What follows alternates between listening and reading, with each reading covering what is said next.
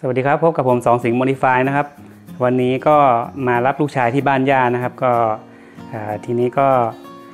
จะมีปัญหาที่ว่าเป็นบ้านญาติกันนะครับซึ่งเขาก็ไม่ได้อยู่บ้านมาหลายเดือนนะครับก็ทิ้งบ้านไว้หลายเดือนครับพอเข้าพรรษานะครับช่วงนี้ก็กลับมาเที่ยวบ้านก็จะมีปัญหาเรื่องทีวีนะครับทีวีพอไม่ได้เปิดนานๆนะครับมันก็อาจจะเปลี่ยนโหมดหรือว่าโหมดมันไม่อยู่ตรงที่ว่าช่องนะครับช่องมันไม่สามารถดูได้นะครับก็เลยไปตามให้ผมมาดูให้นะครับผมเดี๋ยวมาดูกันเลยนะครับว่ามันเป็นยังไงนะครับนี่นะครับก็ทีวีนะครับตรงนี้เดี๋ยวลองเสียบปลั๊กเลยนะครับ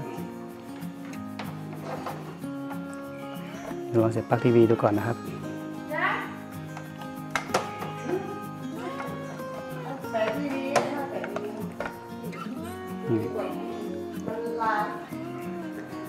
คือเปิดไม่ได้ครับมันจะเป็นอาการนี้เป็นลายจริงนะป้าเนาะเนี่ยเป็นไม่มีสัญญาณประมาณนี้นะครับนี่ตั้งกล้องแป๊บหนึ่ง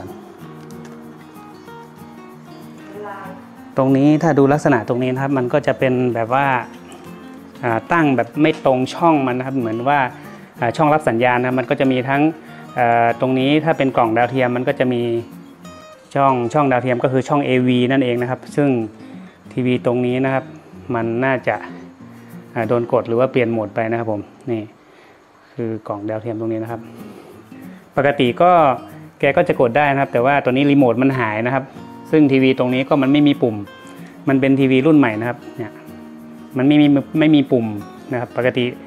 ถ้าเป็นรีโมทก็ง่ายนะครับทีนี้รีโมทไม่มีก็คือจะลำบากนิดนึงนะครับผมตรงนี้ต้องใช้แมนนวลนะครับใช้มือกดนะครับเดี๋ยวผมไปดูตรงนี้นะครับนี่สังเกตตรงนี้นะมันจะมีปุ่มเมนูนะเป็นแบบระบบทัชสกรีนนะครับเห็นไหมเอ่ยทัชสกรีนนะครับนี่ตรงนี้มันจะเป็นปุ่มคำว่าเมนูเดี๋ยวเราลองกดดูก่อนนะครับนี่นะครับมันจะขึ้นเมนูมาอย่างนี้ละนะครับ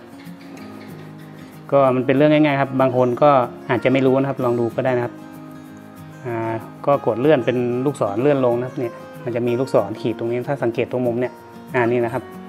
เนี่ยเดี๋ยวผมต้องเลื่อนไปเนี่ยตรงนี้นะครับเห็นไหมครับนี่มันจะขึ้นสัญลักษณ์ตรงนี้นะครับเนี่ยตรงนี้มันจะเป็นรูปสัญลักษณ์แจ็คนะครับแจ็คเสียบนั่นเองครับแล้วมันจะเขียนตรงนี้ว่าแหล่งจ่ายสัญญาณนะครับผมแหล่งจ่ายสัญญาณก็คืออาจจะเป็นกล่องดาวเทียมหรือว่าเป็นเครื่องเสียงหรือว่าเป็นเครื่องเล่น DVD อะไรต่างๆนะครับก็ตรงนี้นะครับผมเนี่ยเดี๋ยวตรงนี้เราก็กดเข้าไปในตรงนี้เลยนะครับเดี๋ยวนะนี่เดี๋ยวมันน่าจะมีให้เลือกนี่นะครับเห็นไหมครับนี่มันจะขึ้นมาละผมกดเลื่อนลงเข้าโหมดไปแล้วนะครับตรงแป๊บนึงนะเข้าใหม่โหมดภาพผมกดลูกศรเลื่อนลงก่อนนะครับโทษทีนะครับเมื่อกี้ไปกดปิดทำไมเปิดขึ้นมาใหม่นะปุ่มมันมองยากนิดนึง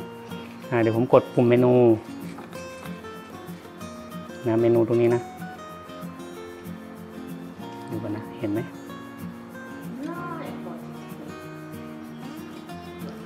ตรงนี้เป็นเมนูนะครับนี่นะครับนี่มันจะขึ้นต้องปรับไปช่อง AV นะครับตอนนี้มาแล้วครับเดี๋ยวจะทำให้ดูอีกรอบนะครับถ้าเรากดเมนูนะครับนี่นะครับโหมดภาพผมกดลูกศรเลื่อนลงนะขึ้นลงเนี่ยตรงนี้ครับถ้ากดเข้าไปนะครับนี่มันจะเป็นช่อง AV ถ้าผมกดขึ้นไปมันจะเป็นโทรทัศน์ก็คือเลือกรับสัญญาณปกติเห็นไหมครับมันจะเป็นโหมดนี้นะครับผมเนี่ยเป็นเขาเรียกว่าอะไรนะเป็นลายเม็ดผึ้งนะครับรังผึ้งนะครับเนี่ยถ้าเราจะกดคืนโหมดก็คือกดเมนูเข้าไปนะครับก็เลือกไปที่ตรงสัญลักษณ์ตรงนี้ครับแหล่งจ่ายสัญญาณเห็นไหมครับเนี่ยเราก็กดเครื่องหมายขึ้นลงบวกลบนะครับนี่มันจะเป็นโทรทัศน์เราต้องกดเลื่อนมาตรง AV นะครับเนี่ยมันจะมีหลายโหมดนะครับเนี่ยตรงนี้ AV เดี๋ยวดูนะครับเห็นไหมครับ นี่นะครับ ปกติถ้าเรามีรีโมทนะครับก็ไม่มีปัญหาอะไรแต่ตัวนี้รีโมทมันหายนะครับผมต้องใช้มือกดแมนนวลเอาเห็นไหมครับก็โอเคนะครับผมถ้าใครมีปัญหานี้อยู่นะครับก็ลองทำตามดูนะครับเลือกโหมดให้ตรงกับช่องรับทีวีของเรานะครับผมก็แค่นี้เองนะครับผมนี่เรียบร้อยแล้วนะครับอันนี้ไม่มีปัญหาแล้วก็ดูได้ปกติแล้วนะครับก็สำหรับวันนี้ครับก็ใครชื่นชอบวิดีโอก็อย่าลืมกดไลค์กดแชร์แล้วก็อย่าลืมกดติดตามแล้วก็กดกระดิ่งด้วยนะครับคลิปหน้าผมจะได้มีคลิปดีๆสาระดีๆเป็นเคล็ดลับเล็กๆน้อยๆมาฝากท่านผู้ชมกันอีกนะครับผมสำหรับวันนี้ก็ขอบคุณสำหรับการรับชมสวัสดีครับ